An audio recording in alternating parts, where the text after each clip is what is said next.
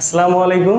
তো আজকে আমি যোজ্যতা ইলেকট্রন, যোজ্যতা বা যোজনী আর জারণ সংখ্যা এই তিনটা টপিকের যত কনফিউশন আছে সেটা ক্লিয়ার করার চেষ্টা করব আর কি। তো দেখো, প্রথমে আছে কি আমার যোজ্যতা ইলেকট্রন। কি আছে? যোজ্যতা ইলেকট্রন। যোজ্যতা ইলেকট্রন বলতে বোঝায় কি, যে কোনো মৌলের সর্ববহিষ্ঠ শক্তি স্তরে যতগুলো ইলেকট্রন থাকে তার সংখ্যা।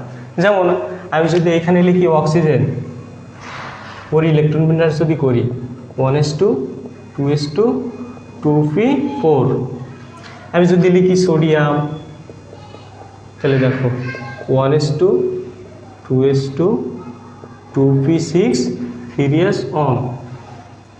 আমি যদি লিখি ক্লোরিন, দেখো তো 1s2 2s2 2p6 3s2 3p5, তাই না? তো খেয়াল করো যে অক্সিজেনের সব থেকে বাইরের শক্তি স্তর এই দ্বিতীয় শক্তি স্তর, সোডিয়ামের ক্ষেত্রে বাইরের শক্তি স্তর বলতে তৃতীয় শক্তি স্তর, ক্লোরিনের ক্ষেত্রে বাইরের শক্তি স্তর বলতে তৃতীয় শক্তি স্তরকে নির্দেশ করে। তো এখানে অক্সিজেন দেখো তো বাইরের শক্তি স্তরে কয়টা ইলেকট্রন আছে? 2টা আর 4টা, টোটাল কয়টা? টোটাল এই দুইটা মিলে কয়টা হচ্ছে? 6টা। সোডিয়ামের ক্ষেত্রে তো আমার এই টোটাল আছে 1টা ইলেকট্রন। ক্লোরিনের ক্ষেত্রে দেখো কয়টা আছে বাইরের শক্তি আছে? এই 2টা আর এই 5টা মিলে হচ্ছে কয়টা? 7টা। তার মানে এর বাইরের শক্তি আছে 6টা, মানে অক্সিজেনের যোজ্যতা ইলেকট্রন 6, সোডিয়ামের 1টা আছে বিধায় যোজ্যতা ইলেকট্রন 1, ক্লোরিনের 7টা আছে সর্ববহিষ্ঠ শক্তি স্তরে, তার মানে কি তার যোজ্যতা ইলেকট্রন 7। ঠিক আছে। এরপরে আমি যদি আসি যোজ্যতা, যোজ্যতা ইলেকট্রন আর যোজ্যতা কিন্তু এক জিনিস না। যোজ্যতাকে আবার যোজনীয় বলা হয়। যোজ্যতাকে এবং যোজ্যতা কি, যে কোনো মৌলের সর্ববহিষ্ঠ শক্তি স্তরে বিজোড় ইলেকট্রন সংখ্যা, এটাকে বিভিন্নভাবে সংজ্ঞায়িত করা যায়। যোজনী বলতে যে শুধু বিজোড় ইলেকট্রন সংখ্যা নির্দেশ করে তা না, মানে সহজ কথায় যদি সহজে বুঝতে চাই তাহলে কি বলতে পারি, যে কোনো মৌলের ইলেকট্রন বিন্যাসে সর্ববহিষ্ঠ শক্তি স্তরে অষ্ট পূর্ণ করার জন্য যতগুলো ইলেকট্রনের দরকার হয় সেটাকে বলা হবে আমার যোজ্যতা বা যোজনী ইলেকট্রন। এখন দেখো তো এইখানে খেয়াল করি যে অক্সিজেন লিখছিলাম, অক্সিজেনের বাইরে ছিল কয়টা ইলেকট্রন? 6টা। তার মানে অষ্ট পূর্ণ করতে গেলে আর কয়টা লাগবে? 2টা লাগবে। তার মানে এর যোজনী 2। ঠিক আছে। সোডিয়াম বাইরের শক্তি স্তরে আমার আছে কয়টা? 1টা, তাই না? বাইরের শক্তি স্তরে 1টা, এই 1টা যদি দেখো দান করে দেয় তাহলে দেখো তো পরে যে শক্তি স্তর এখানে অষ্টপূর্ণ হয় না, তার মানে যোজনী হচ্ছে 1। যদি বলা হয় ক্লোরিন, এর বাইরের শক্তি স্তরে কয়টা আছে? 7টা। তার মানে কি অষ্টপূর্ণ করতে গেলে 1টা গ্রহণ করতে হবে, তার মানে এর যোজনী কত হবে? 1। ঠিক আছে। তাহলে দেখো তো অক্সিজেনের ক্ষেত্রে আমি যোজ্যতা ইলেকট্রন পাইছিলাম 6, যোজ্যতা বা যোজনী পাইছি 2। সোডিয়ামের ক্ষেত্রে যোজ্যতা ইলেকট্রন 1, যোজনী বা যোজ্যতাও 1। এটা কিন্তু না যে সোডিয়ামের ক্ষেত্রে যে বাইরের শক্তি স্তরে 1টা ইলেকট্রন আছে মানে তার যোজ্যতা ইলেকট্রন 1, যোজনীও 1, তা কিন্তু না। কনসেপ্ট কিন্তু আলাদা। এর 1টা বাইরের শক্তি স্তরে 1টা ছিল মানে যোজ্যতা ইলেকট্রন 1, কিন্তু অষ্ট পূর্ণ করার জন্য কি করবে? 1টা ইলেকট্রন ত্যাগ করে দেয়, সেজন্য এর যোজনী 1। ক্লোরিনের ক্ষেত্রে দেখো এর যোজ্যতা ইলেকট্রন 7, যোজনী কি 1। এরপরে আমার আছে কি? জারণ সংখ্যা। জারণ সংখ্যা বলতে বোঝায় কি, যে কোনো মৌল বা পরমাণু তার সর্ববহিষ্ঠ শক্তি স্তরে ইলেকট্রন ত্যাগ বা গ্রহণের ফলে সৃষ্ট ধনাত্মক বা ঋণাত্মক আয়নের যে চার্জ সংখ্যা সেটাকেই বলা হয় কি আমার জারণ সংখ্যা। আমি যদি এইখানে অনেক সময় কনফিউশন লাগে যে যোজনী আর জারণ সংখ্যা মনে হয় 1, কিন্তু এক জিনিস না, সম্পূর্ণ আলাদা। দেখো আমি যদি এখানে লিখি যে অক্সিজেন, দেখো অক্সিজেন ছিল কত? অক্সিজেনের অষ্টপূর্ণ করার জন্য 2টা লাগছিল না, তার মানে কি 2টা ইলেকট্রন সে গ্রহণ করে কি হয়? অক্সিজেন 2-। আবার সোডিয়ামের ক্ষেত্রে সোডিয়াম কি করছিল? সোডিয়াম 1টা ইলেকট্রন ত্যাগ করছিল, 1টা ইলেকট্রন ত্যাগ করে কি হয়েছিল?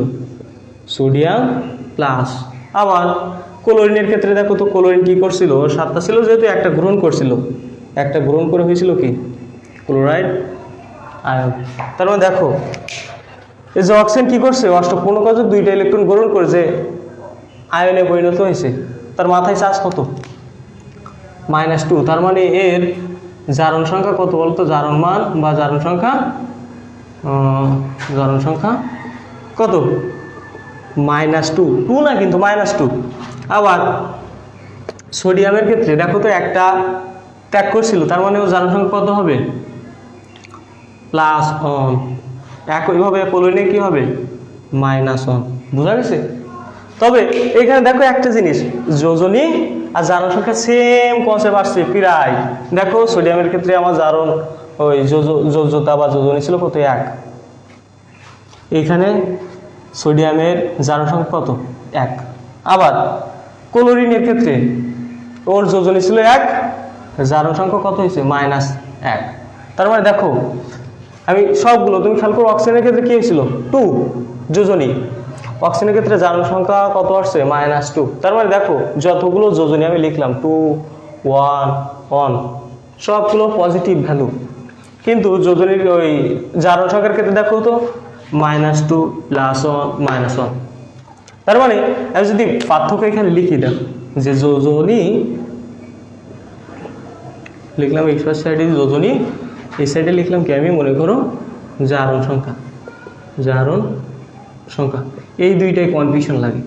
আর যোজিত ইলেকট্রন মানে তো আমি জানি বাইরের শক্তি স্তরে যে কয়টা ইলেকট্রন থাকবে, জোড় সংখ্যক থাকুক বিজোড় সংখ্যক থাকুক, মোট বাইরের শক্তি স্তরে যা ইলেকট্রন তাই আমার যোজিত ইলেকট্রন। সমস্যা আমার এখানে, তাহলে যোজনীর সংখ্যা যদি আমি দিই তাহলে কি হবে, যে সর্ববহিস্থ শক্তি স্তরে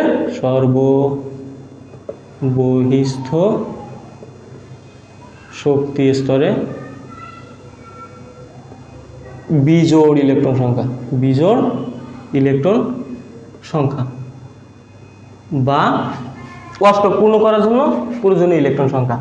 আর এটাকে আমি কিভাবে সংজ্ঞায়িত করতে পারি, যে ইলেকট্রন ত্যাগ বা গ্রহণের ফলে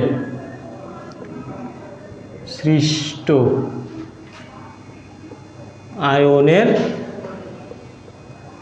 চার্জ সংখ্যা। ঠিক আছে?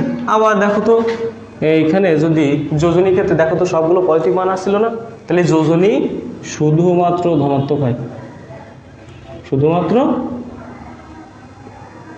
ধনাত্মক হয়, ধনাত্মক।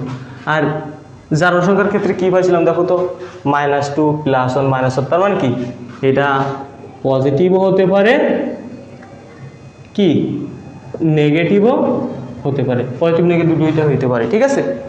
আবার তোমার জারণ সংখ্যার মনে করো কি ভগ্নাংশ হতে পারে, ভগ্নাংশ।